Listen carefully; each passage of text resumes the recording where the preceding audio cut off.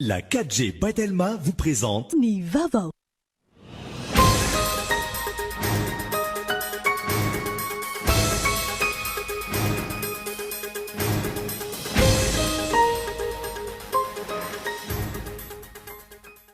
Manomboka miariary ny tsy fampin'ny toeram-ponenan'ny mpianatra eny akato efa mandeha ny fitadiavana vahaolana momba izay hoy ny filohan'ny Kolo afainganana ny fanamboarana ny trano vaovao R+1 sy ny fanarenana ny bloc amical 2. Sehatra efa miroborobo eto amintsika ny tontolon'ny stylisme mbola voasokajy ho vokatra isan'ny lafy sy tsy mbola zakan'ny sarambabeba-hoaka antony tsy mitovy ny mpanjaitra tsotra sy ny mpamorona akanjo. Marisaka iraisam-pirenena any Senegal miantso ny mbola hanohizana ny fidinana an-dalambe rapitso ny avy amin'ny antoko-panohitra nandritra ny hetsika hatramin'ny larobia teo farafahakeliny 4 ny namonina ny adidiny ravitra.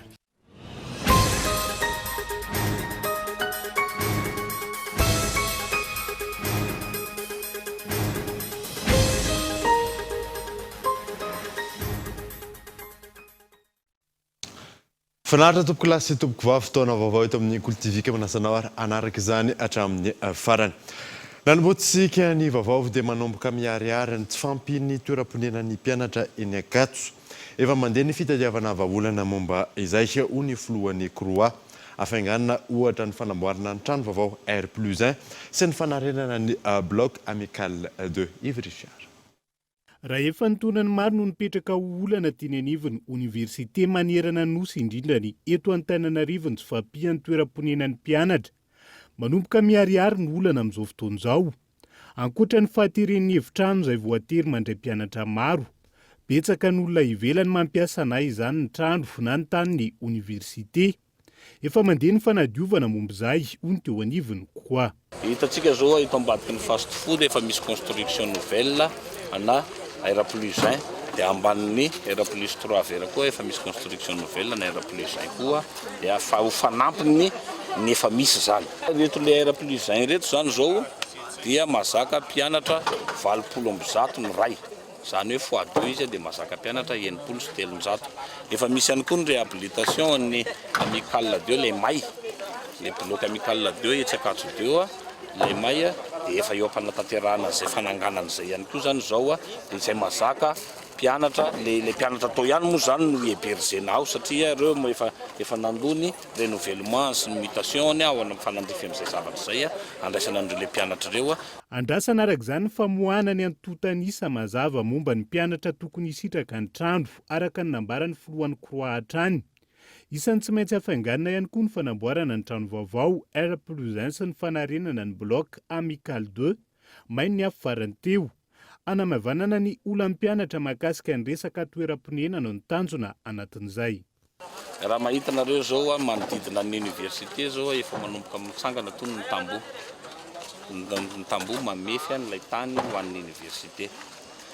Dia efa mandeha ihany koa zany ny karazana fanadiovana amin'ireny le sehatra reny ny zavatra natao teo anivon'ny Kolo ny tsara fantatranareo dia nampidirina anatin'ny sehatry ny formel. Ilay sehatra informel maro samihafa mivarotra voanjo, mivarotra zavatra zany efa tany aloha zany. Fa dia nananganana an'izy mba hiditra anatina kitapom-bola amina resaka fitatanana madio. Fa tsy misy hoe fitadavam-bola tsy izay no namporisika an'ireny olona ireny fa misy koa ny filan'ny mpianatra ao anatin'izay.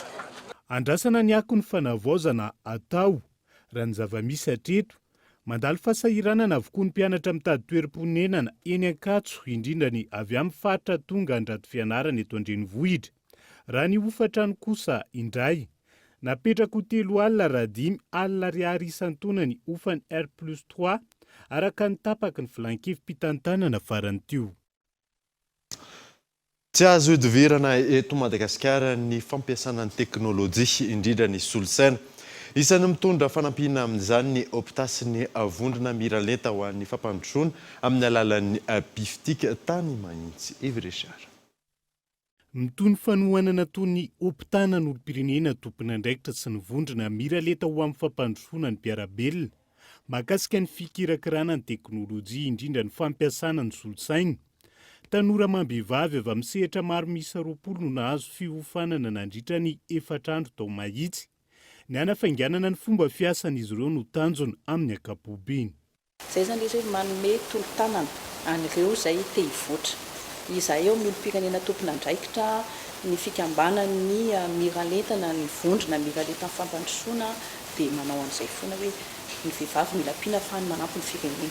Ity izao zareo no hoe manao an'ilay petakofehy dia ny validation an'izay Antananarivo miakatra amin'izy iray andro fotoana vola ohatran'izay. Ka mandeha nefa ny cyber na alainy fotsiny sara amin'ny photo zany ilay validimy dia 10 minitra ka la elandrina dia vita. Ankoatra ny mpanao taozavatra, nahazo tombony anatin'ny fanofanana nentin'ny mpifitika ihany koa ireo mpanangom-bokatra vao mahitsy. Isan'izany tiren'ny mpianakaviana misehatra amin'ny fandefasana karazana legioma miazo ny faritra maro eto Madagasikara ity. Nafahana indrindra ny asa ny fampiofanana araka ny fanazavana. Ny antony tenenelako an'ilay izy zany eo amin'ilay resaka le be da be le client dia rehefa mianatra informatique dia nampianarina manao ny tableau, vola miditra, ny vola mivoaka, ny reste, ny avance fa raha hatramin'izay soratana taratasy dia indraindray tsy araka loha fa rehefa nampiasa an'ity fitaovana informatique ity dia tena nisy tombony le izy zany mba ampihenana amin'ny fotoana laniana ary zany mihena kokoa. Nankasitraka ny fanohanany ny opta sy ny vondrona miraleta ho amin'ny fampandrosoana ny taleny CEG mahitsy nandray ny fampiofanana. Zava-dehibe amin'ny fampandrosoana ny firenena ny fiarahamientana toy izao hoy ny fanazavana. Dia fifaliana ho an'ny CEG mahitsy ny nandray ny piftik izay nitondra ny fanofanana an'ireto mpanao taozavatra. Eny tompoko, tena ahafahan'ny olona rehetra araka ny hoe malagasy miara-miainga mihitsy le izy ahafahana mampandroso ary ho anay ny antony tena nanekena sy nandraisana an'izao dia tsy fanabeazana ny mpianatra ihany fa fanabeazana ny olom-pirenena mihitsy izay le tokony masoana mba hitan'ny Madagasikara fampandrosoana tena izy. Namafisiny teo anivo mpifitika fa feno teboka fototra amin'ny fampiasana ny solosaina vetrany sy ny mpiofana aorian'ny fanofanana. Raha mpitso no hivoaka amin'ny fomba ofisialy izy 20 mianadahy nanaraka ny fampiofanana nandritra ny 4 andro. Lafo vaovao hafa kosa indray dia ho tsara amin'ny ankapobeny andro mandritra ny fanamariana ny fetin'ny Valomartsa, fetin'ny vehivavy rahampitso araka ny vinavinany mpamatatra ny toetry ny andro. Iverina hiakatra tsy kelikely ihany koa ny maripana ambony indrindra fa nampanazavana. Raha ny toetry ny andro amin'ny Valomartsa dia any amin'ny fatridiana sy sava iny no saika mivambongo aloha ny oram-baratra. Mety olalovana tandrifindraona ihany fa kely any izay oran'izay amin'ny ankapobeny ny any faritra Nalanjorofo, Atsinanana, Laotra Mangoro ary ny ilany Atsinanana Nalamanga, Vakina Karatra ary Amoron'Mamy. Ho an'ny afovoantany moa ny ilany andrefany afovoantany dia andraona nandraona mitsitokotoko kely ny herijika mety isina tandrifindraona amin'ny ankapobeny. Ny ilany andrefana sy ny tapany atsimonosy kosa dia maina tanteraka mihitsy ny andro na ibalika be mihitsy ingaby masoandro. Maripana ao anatin'izay dia saika ahafana tanteraka mihitsy aloha manerana ny Madagasikara. Tonga eto fotoana ny dokavarotra isika orinan'izay atatsika mahakasika ny tontolon'ny stylisme. Eo ihany koa momba ny fifaninana motocross izay natao ho tany Antsirabe tany rehefa avy eo ary.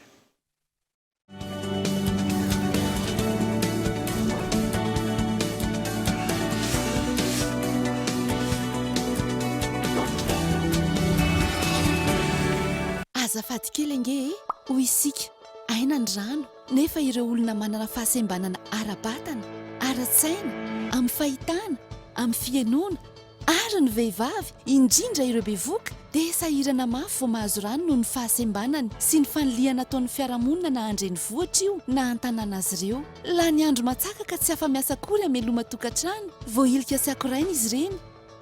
Ok izay ny faniliana azy ireny fa olombelona toa asy ianao ihany izy.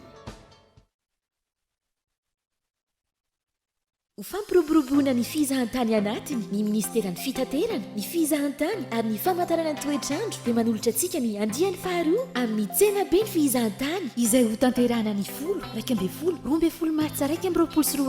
eny amin'ny zaritanana Taninarenina. Ankoatr'ireo tolotra fivahinianana mahazatra dia ho hitanao ao mandritry ny 3 andro ireo tolotra manokana ho amin'ny fialan-tsasatry ny Paka, ny tolotra vakansy valibabena ary ny tolotra fitsangatsanganana bisikileta any amin'ny faritra Tsinarana. Andao anohana ny fizahantany anatiny, andao izahany Madagasikara, tsy misy vidim-pidirana.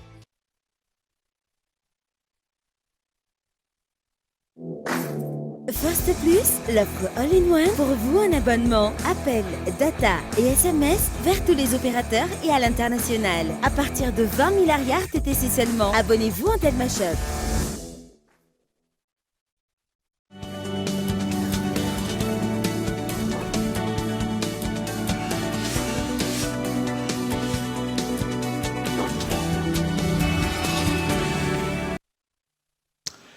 Miditra ny tapany faharoan'ny vaovao isika. Sehatra efa miroborobo eto amin'ny antsika ny tontolon'ny stylisme mbola voasokajy sy ho vokatra isan'ny lafo sy tsy mbola azon'ny be sy maro ny akanjo amin'izy ireny. Antony tsy mitovy ny mpanjaitra tsotra sy ny mpamorona akanjo raha ny fanazavana azo Michel Arenarjo. Sehatra efa miroborobo eto Madagasikara ny tontolon'ny famoronana akanjo na ny stylisme. Mbola tsy ny malagasy rehetra nefa no manjifa izany raha ny fanazavana. Antony lafolafo kokoa ny sarany akanjo vokarin'ny styliste noho ny antony maro. Ny olona raha mieritreritra an'izany hoe styliste dia mpanjaitra foana. Fa amin'ny resaka stylisme io misy ny atao hoe voavoalohany indrindra étude psychologique hoe ohatrany ahoana ilay olona, ohatrany ahoana ny personnalité an'ilay olona. Misy ny atao ihany koa hoe étude morphologique, ohatrany ahoana ny vatan'ilay olona, silhouette an'ilay olona. Zay vao afaka midessiner ny styliste hoe tia ny proposition-ko aminao, tia ny zavatra ohatran'izao lamba mety ho afarantsika, mety tsy ho hita eto Madagasikara ny matériel rehetrarehetra mety afarana. Dia zay processus de création moa filazana anazy zay no mahatonga ilay somary lafolafo satria ny antony resaka artisana asa tanana daholo ilay izy. Na izany aza nefa ny vanim-potoana iainantsika amin'izao dia mampitombo ny aingam-panahy ireo mpanomorona akanjo. Amin'izao vanim-potoana iainantsika izao mahafinaritra be zany styliste satria ahitana inspiration be da be ilay zavatra mitranga amin'izao. Dia autant que styliste ny zavatra hita ihany no raconter ohatrandray manoratra boky reny ihany, roman reny ihany. Fa ilay izy indray amina akanjo sy ny dessin sy ny conception na akanjo no amoahana an'ilay izy. Raha ny fanadihadiana miankina amin'ny didiny sy ny rondolany no hamaritana ny vidin'ny akanjo firoan'ny styliste iray. Na izany aza manodidina ny 400 ariary hatramin'ny 3 tapitrisa ariary ny isan'ny lafo indrindra. Tontolon'ny motocross kosa indray dia totosa tao Antsirabe ny andiany faharoa amin'ny fiadiana izay tompo-dakan'i Madagasikara eo amin'ny taranja motocross izay ny karakarain'ny Bira Moto Club. Nahitana mpandray anjara 570 mianadahy ny fifaninanana. Kolo TV Antsirabe.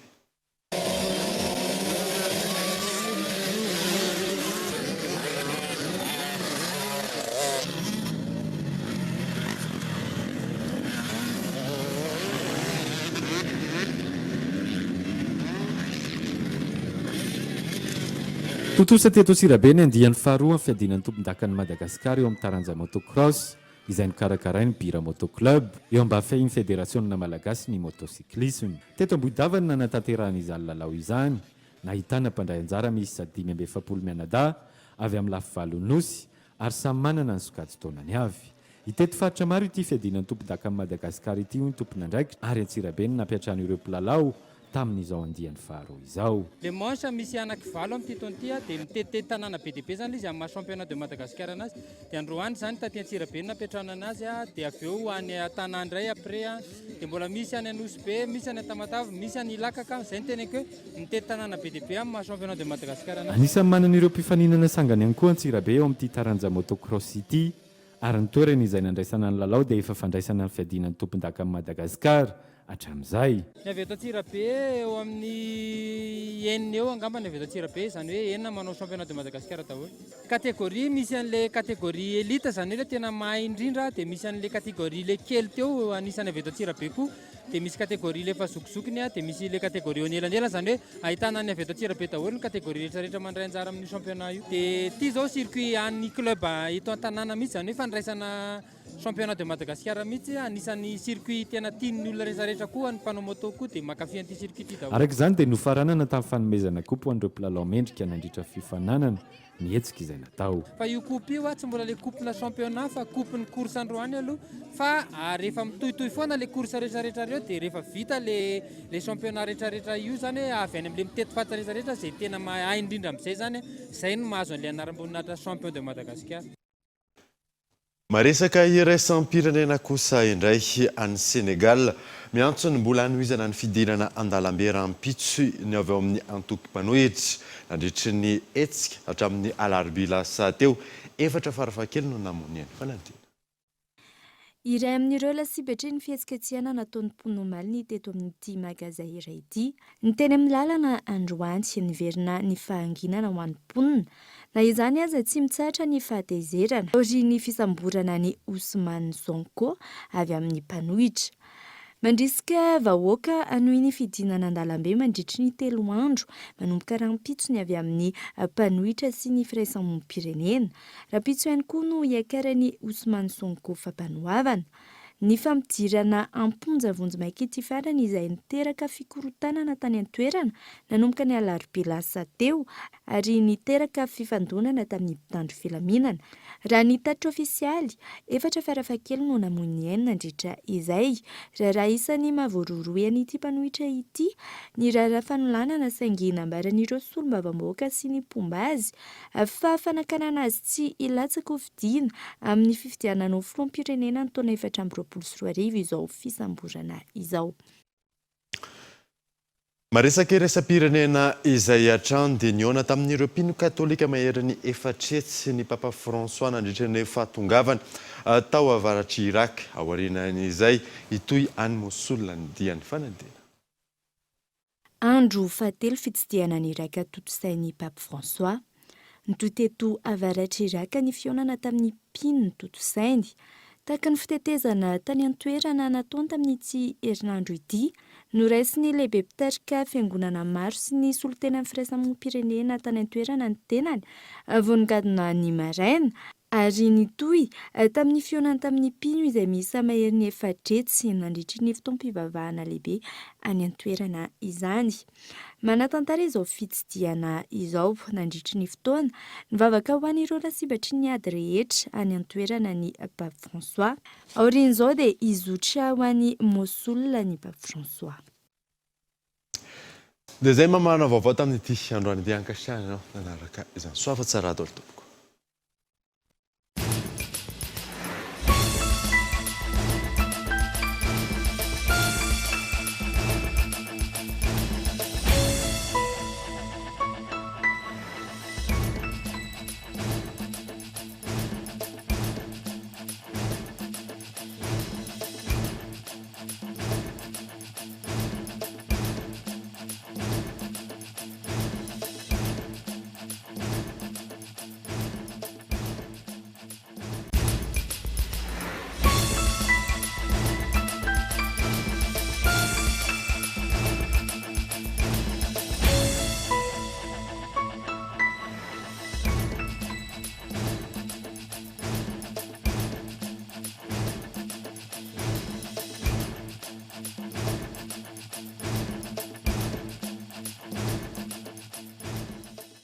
La 4G Batelma vous a présenté Ni Vaovao.